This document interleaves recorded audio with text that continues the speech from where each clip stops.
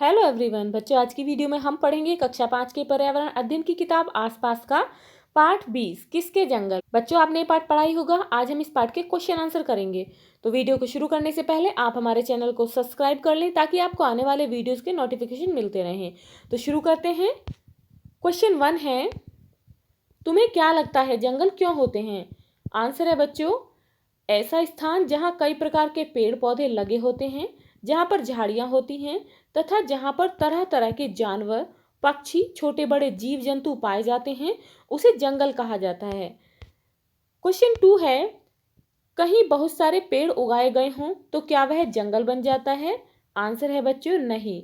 बहुत सारे पेड़ उगाने से कोई स्थान जंगल नहीं कहलाता, क्योंकि बाग बगीचों में, फार्म हाउसों में भी तो बहुत सारे पेड़ उगाए जाते हैं, लेकिन हम ऐसे स्थान को जंगल नहीं कहते हैं।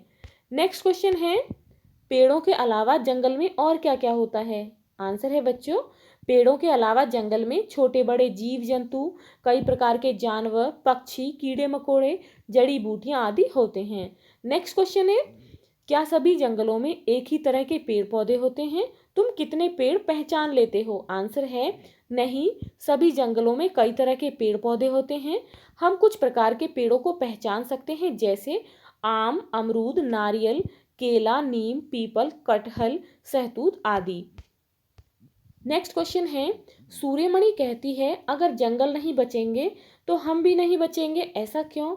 उत्तर है, सूर्यमणि का जीवन जंगल से जुड़ा हुआ है। जंगल से प्राप्त कई चीजों से उसके घर का खर्च चलता है, जैसे पत्तों से बनी पत्तलें, बांस से बनी टोकरियां आदि बेचकर वह अपना भरण पोषण करती है। उसे जंगलों से कई प्रकार की फल तथा सब्जियां भी मिलती हैं। जंगल की जड़ी बूटियों का उपयोग दवाई बनाने में भी करते हैं। जंगल हमारे वातावरण को स्वच्छ भी रखते हैं तथा हमें स्वच्छ ऑक्सीजन भी प्रदान करते हैं। इसीलिए सूर्यमणि का कहना सही है कि अगर ये जंगल नहीं रहे तो हमारा जीवन खत्म हो जाएगा। अगला क्वेश्चन है, ठेकेदार ने सूर्यमणि के गांव वालों को जंगल में जाने से रोका, सोचो क्यों? आंसर है, ठेकेदार ने लकड़ी काटने के लिए जंगल को सरकार से ठेके पर लिया था। ठेकेदार जंगल की लकड़ियों, जड़ी बूटियों, गोंद आदि बेचकर मुनाफा कमाता था।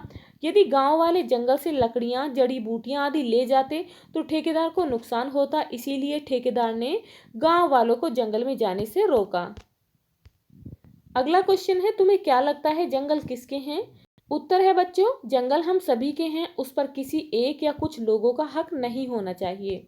अगला क्वेश्चन है, बुधिया माई ने कहा जंगल तो हमारा साझा बैंक है, न तेरा न मेरा। क्या कोई और ऐसी चीज है जो हम सबका साझा खजाना है? कोई उसका ज्यादा इस्तेमाल करे तो सभी को नुकसान होगा। आंसर है बच्चों,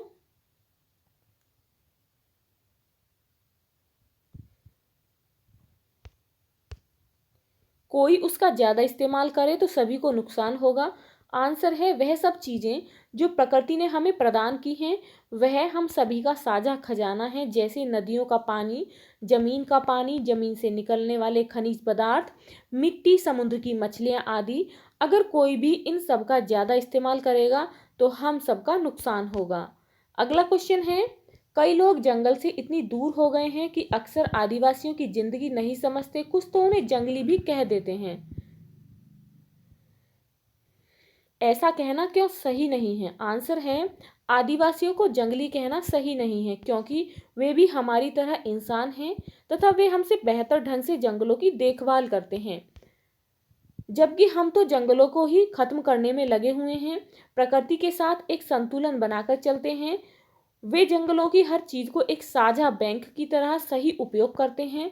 वे इस प्रकार जंगलों का इस्तेमाल करते हैं कि उन्हें नुकसान न हो, अतः हमें उन्हें जंगली नहीं कहना चाहिए। अगला क्वेश्चन है, आदिवासी कैसे रहते हैं, इस बारे में तुम क्या जानते हो? लिखो। आंसर है, आदिवासी लोग बहुत ही साधारण रूप से जीवन जीते हैं। घास फूस की छोटी छोटी झोंपड़ी बनाकर रहते हैं। वे ज्यादातर जंगल में पाए जाने वाले फल सब्जियां ही खाते हैं। वे घास और पेड़ की पत्तियों के बने हुए कपड़े पहनते हैं। वे भोजन बनाने के लिए ईंधन के रूप में लकड़ी का इस्तेमाल करते हैं। फूलों व पत्तों की माला बनाते हैं और बांस से टोकरियां बनाते हैं।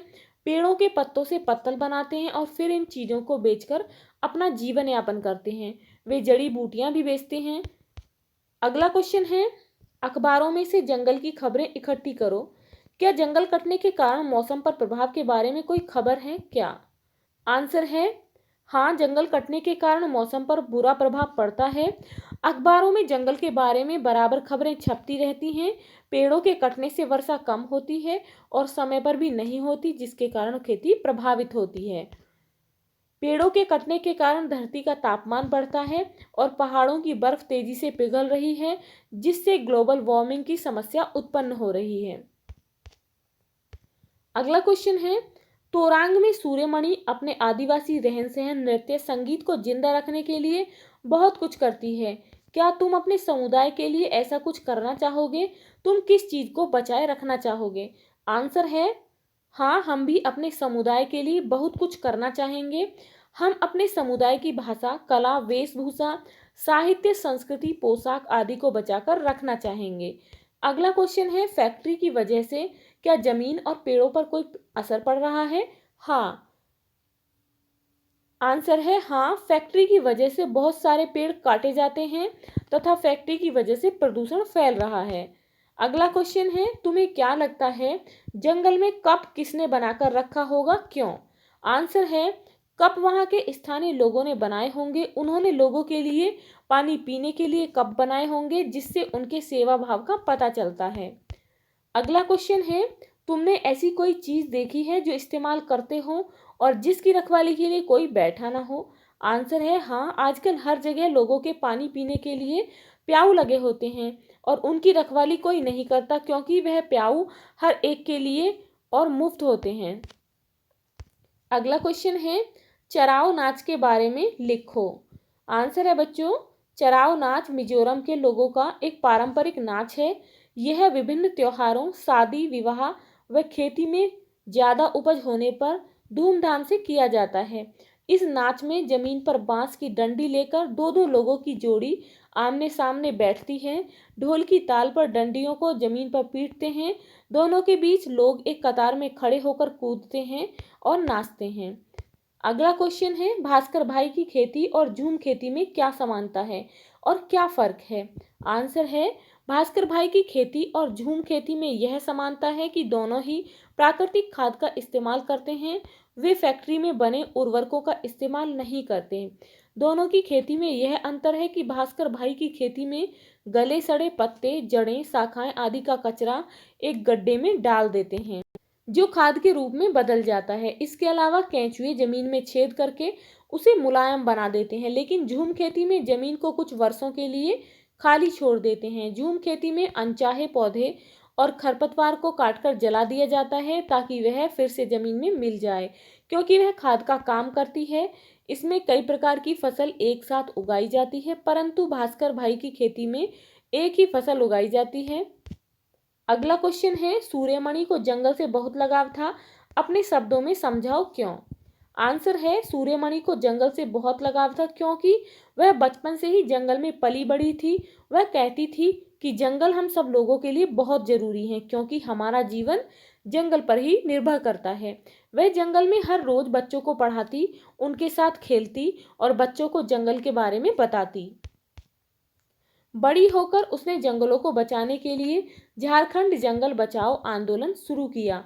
वह चाहती थी कि वहां के लोग जंगल से मिलने वाले जड़ी बूटियों, बांस की चीजों तथा अपनी संस्कृति को जानें और उन्हें हमेशा जिंदा रखें। इन सब बातों से पता चलता है कि सूर्यमणि को जंगल से बेहद लगाव था। अगला क्वेश्चन है, झूम खेती में तुम्हें क्या कोई बात अनोखी लगी? आंसर है झूम खेती में हमें कई बातें अनोखी लगी, जैसे जमीन को जोता नहीं जाता बल्कि मिट्टी को हल्के से हिलाकर बीज छिड़क दिया जाता है। एक ही खेत में अलग अलग तरह के बीज बो दिए जाते हैं, जैसे सब्जियां, मिर्च, चावल, मक्का आदि। नंबर 3, झूम खेती में अनचाहे पौधों एवं खरपतवार को उखाड़ा नहीं जाता बल्कि उसे खेत में काटकर जला दिया जाता है। बाद में बची राख को जमीन में मिलाकर जमीन को उपजाऊ बनाया जाता है। बच्चों, यदि आपको ये वीडियो अच्छी लगी हो तो लाइक शेयर करना ना भूलें और यदि आप इस चैनल पर नए हैं तो प्लीज़ चैनल को सब्सक्राइब करें। Thank you.